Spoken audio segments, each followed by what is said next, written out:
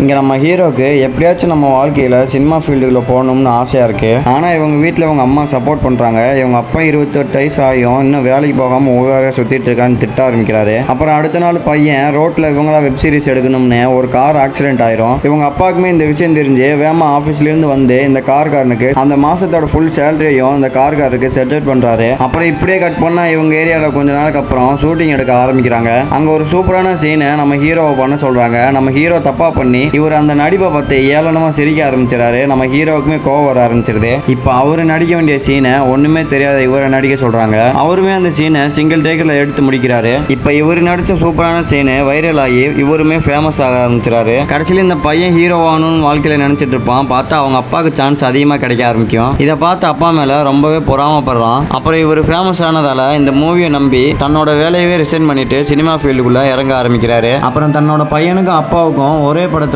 Chance கிடைக்க ஆரம்பிக்குது.